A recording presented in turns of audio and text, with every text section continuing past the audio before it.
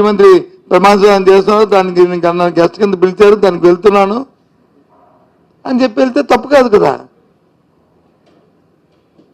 దానికి ఇవన్నీ ఎందుకు, ఈ ఈ తాళ్ళకి ఇవన్నీ అవసరమా? ఇవాళ చూశాను పత్రికల్లో, ఇవాళ ఇందాక టీవీలో చూశాను. మన రాష్ట్రం నుంచి ప్రాతినిధ్యం వహిస్తున్న కేంద్ర మంత్రి రామ్మోహన్ నాయుడు గారు మిగతా వాళ్ళు మా మంత్రి గారిని కలిశారు, శివరాజ్ చౌహాన్ గారిని, దాని మీద డిస్కస్ చేశారు. గుడ్, తప్పు కాదు. ఎందుకు ఈ పరిస్థితులు, ఈ తీవ్రత ఇప్పుడు మీకు తెలిసింది. ఇప్పుడు జగన్మోహన్ రెడ్డి గారు విచ్చాడికి వెళ్ళి అక్కడికి వెళ్ళి ఆయన పరిశీలించిన తర్వాత, ఆ రైతుల ఆక్రందంలో ఆ బాధలు విన్న తర్వాత, అది బయటకు వచ్చిన తర్వాత అప్పటి వరకు మీకు తెలియలేదే.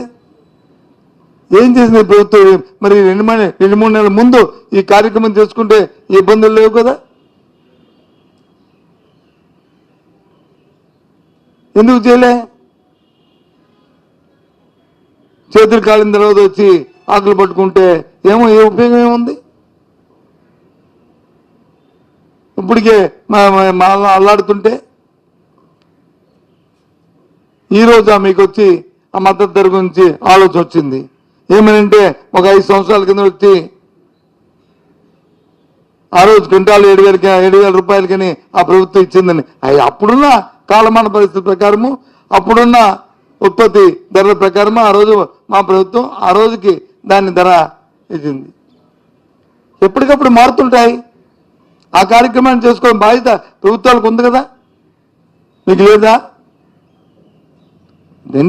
ఇవన్నీ ఎందుకు చెప్తానంటే, ఈ ప్రభుత్వానికి రైతుల పట్ల కానీ వ్యవసాయం పట్ల కానీ చిత్తశుద్ధి లేదు. ఏదైతే పూర్వం నుంచి నాడు ఉందో, చంద్రబాబు నాయుడు గారికి వ్యవసాయం పట్ల చిన్నచూపు ఉందో, వ్యవసాయం సొంత దండగానే ఏదైతే పేరుందో అది మనసులో ఇంకా ఆయనకి పెరిగిపోయి ఉంది.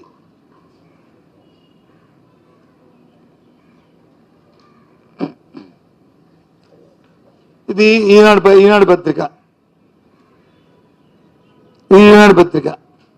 యూరియా ఏదయ్యా, ఎక్కడుందా యూరియా అని ఈ పత్రిక రాసింది నిన్న. బ్యాగ్లో కొనుక్కోవాల్సిన పరిస్థితి వస్తుంది. ఏంటి దీని పరిస్థితిని?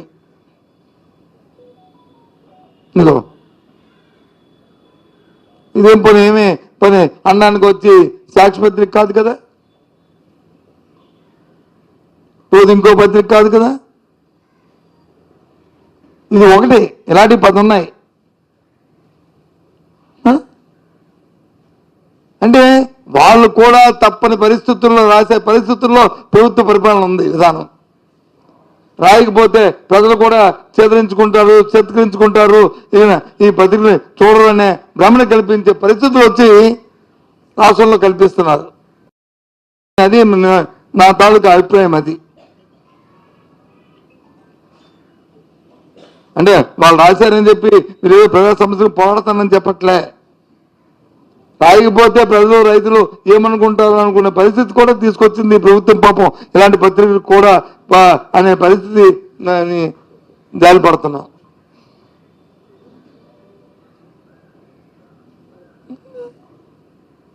ఇటువంటి పరిస్థితులు వెళ్ళమనండి, ఏ గ్రామానికి వెళ్ళి ఏరియాని అడగమనండి.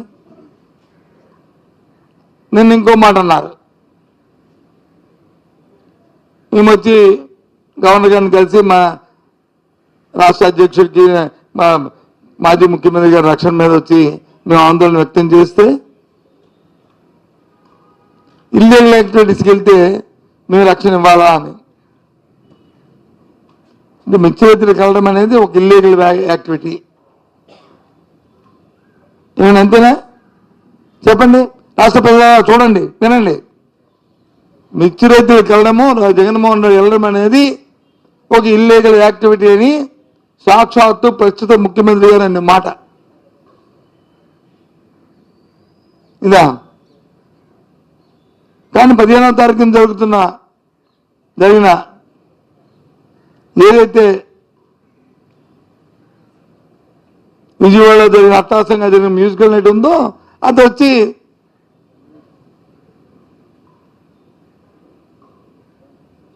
అది ఆథరైజ్డ్ యాక్టివిటీ, ఇది ఇల్లీగల్ యాక్టివిటీ.